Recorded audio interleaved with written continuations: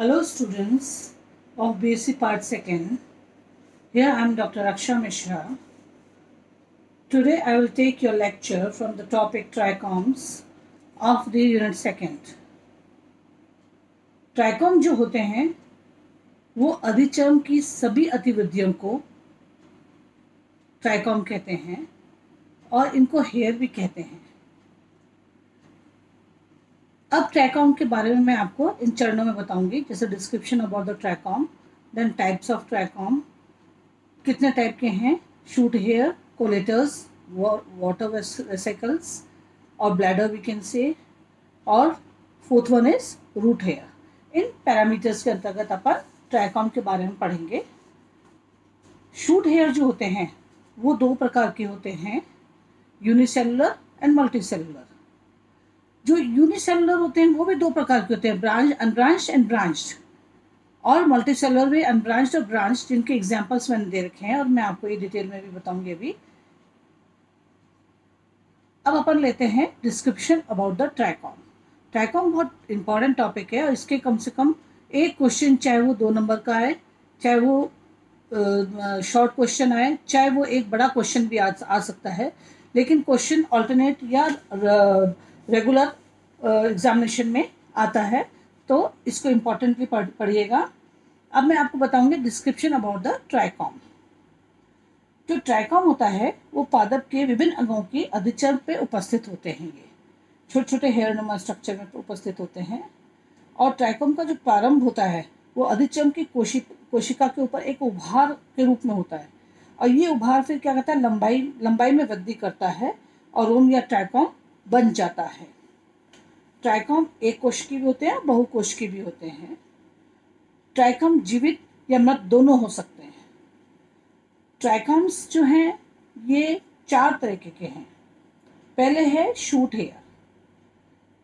ये सबसे इम्पॉर्टेंट और चीफ अतिवृद्धि है स्तंभ की, जो एपिडर्मिस पे पाई जाती है। ये 2 प्रकार की होती है, यूनिसेलुलर एंड मल्टीसेलुलर। यूनिसेलुलर जो होते हैं वो एक कोशिकीय अशाखित रोम, बहुत सरल और सीधे, लंबे, मुड़े हुए भी होते हैं, कई बार सीधे भी होते हैं और लंबे होते हैं। और जो शाखित होते हैं वो अमारंथस में जैसे पाए जाते हैं, शाखित जो होते हैं वो। मैंने अनब्रांच का एग्जांपल लैंटेना दे रखा है, जो एक सिंपल हेयर लाइक स्ट्रक्चर दिखाई दे रहा है, मैंने डायग्राम बनाया उसमें देखिए आप। फिर सेकंड जो है वो है यूनिसेलुलर ब्रांच का एग्जांपल है अमारंथस।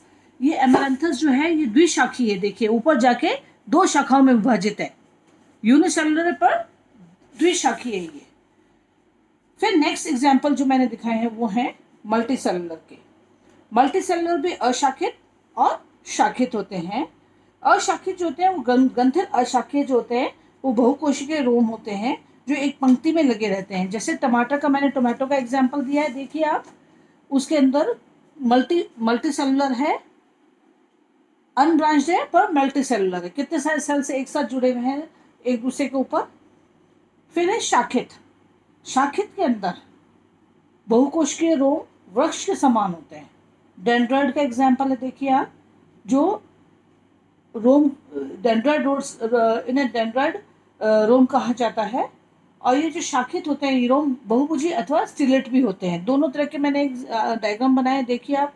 डेंड्रॉइड का एग्जाम्पल बताया है, पास में जो वृक्ष की तरह लगते हैं, वृषाप भी बोलते हैं इनको।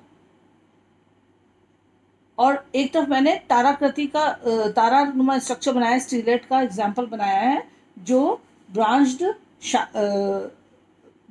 शूट हेयर, मल्टीसेलुलर और ब्रांच्ड है, वो है स्टिलेट। उसका नीचे एग्जाम्पल दे रखा है, मैंने एग्जाम्पल डायग्राम बना रखा है, देखिए आप, तारानुमा है वो। फिर है बहुकोशिकीय रोम। बहुकोशिकीय जो होते हैं वो फुट के अंदर होते हैं, उनके फुट होता है जो एपिडर्मिस के अंदर धंसा हुआ होता है, और बॉडी जो होती है वो बाहर की तरफ प्रोजेक्टेड होती है। ये ज़्यादातर रोम स्तंभ में, मूल में, पत्ती में, गायनोशियम में और एंड्रोशियम में पाए जाते हैं। रोम की जो भित्ति होती है वो सेल्यूलोज की बनी हुई होती है। रोम की शारीरिकी के आधार पर अनेकों पौधों का वर्गीकरण किया जाता है, इसलिए रोम जो है होते हैं, हेयर जो होते हैं, ये बहुत इंपॉर्टेंट होते हैं। कई बार प्लांट्स को पहचाना भी हम रोम्स के हेयर के द्वारा ही पहचान करते हैं कि ये कौन सा प्लांट है और किस वर्ग में आता है। रोम ग्रंथिल भी होते हैं और नॉन ग्लैंडुलर भी होते हैं। नेक्स्ट है कोलेटर्स। ग्रंथिल ट्राइकोम में चिपचिपा पदार्थ स्रावित होता रहता है, और कोलेटर्स में क्या होता है, मल्टी सेलुलर होते हैं। जो ये कोलेटर्स होते हैं ये मल्टी सेलुलर होते हैं। इनमें एक स्टॉक होता है, वृंत होता है और एक हेड होता है। ये पौधों में बाह्यदल या कलिका बड स्केल्स पर मिलते हैं। कोलेटर्स जो होते हैं बड स्केल्स पर मिलते हैं। फिर उसके नेक्स्ट थर्ड नंबर है वाटर वेसिकल और ब्लैडर। आप जैसे चित्र में देख रहे हैं कुछ ब्लैडर नुमा स्ट्रक्चर मैंने बनाए हैं। ये जो अधिचम होती है उसकी कोशिका क्या होती है, बड़ी हो जाती है। बड़ी होकर के वो जल संग्रह कर लेती है और वेसिकल हेयर कहते हैं, इन्हें वेसिकल हेयर कहते हैं। इसका एग्जांपल है एट्रिप्लेक्स। उसके नेक्स्ट है रूट हेयर। जो रूट हेयर है, मूल का जो अधिचम होती है उसे एपिब्लेमा या पिलिफेरस कहते हैं। इस पर क्यूटिकल नहीं पाई जाती, इस पर क्यूटिकल नहीं पाई जाती है, और रंग भी बस स्टोमेटास भी नहीं पाए जाते हैं। और जो मूल रोम की कोशिका होती है, भित्ति होती है, वो सेलुलोज या पैक्टिन की बनी हुई होती है। मूल रोम जो होते हैं वो अल्पजीवी संरचनाएं होती हैं। मूल रोम का कार्य पानी का अवशोषण करना होता है। ये सब मैंने आपको बताया। और लास्ट टॉपिक जो इसका है ट्राइकॉम का है, वो है फंक्शंस ऑफ ट्राइकॉम्स। ट्राइकॉम्स जब अधिक संख्या में उपस्थित होते हैं तो वाष्पोत्सर्जन की तीव्रता को कम करने में सहायता करते हैं। ये जो ज़ीरोफिटिक प्लांट्स होते हैं इनके अंदर आप देखेंगे अधिकतर जो है रूट हेयर या शूट हेयर बहुत अत्यधिक पाए जाते हैं। और जब ये जो सरफेस सूरज की रोशनी की तरफ डायरेक्टली ही प्रकाशित उसके ऊपर प्रकाशित हो रही होती है, उस सरफेस पे अगर रोम ज़्यादा पाए जाते हैं तो ये रोम पहले उस प्रकाश को वहीं रोक लेते हैं और नीचे सरफेस तक नहीं जानते, जिससे कि उसका पानी कम से कम लॉस हो। उसके पानी सरफेस का जो पानी होता है उससे कम से कम लॉस हो। तो इनका सबसे इंपॉर्टेंट कैरेक्टर क्या है, वाष्पोत्सर्जन।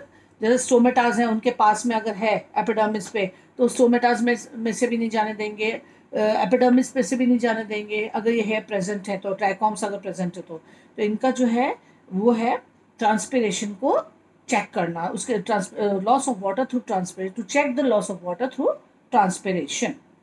और एक इम्पॉर्टेंट करेक्टर भी इनका बहुत ज़बरदस्त होता है कि इनके जो हेयर प्रेजेंट होते हैं एपिडर्मिस पे, तो उससे एपिडर्मिस पे बहुत सुरक्षित रहती है।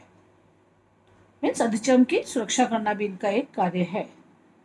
और जैसा कि मैंने पहले बताया था वाष्पोत्सर्जन की तीव्रता को कम करते हैं, तो ये सूर्य की जो तीव्रता होती है, जो प्रकाश की गर्मी होती है, उसके भी प्रभाव को कम करते हैं। सूर्य जब बहुत तेज रोशनी डालता है तो उसकी जो तेज गर्मी है वो सीधे एपिडर्मिस पे ना पड़ के पहले इन हेयर्स के ऊपर उसकी इंटेंसिटी कम हो जाती है और फिर वो सरफेस पर पहुंचती है। उससे जो है प्लांट्स के अंदर वाटर लॉस भी कम होता है, गर्मी भी कम लगती है, उनको मुरझाते कम है जो है।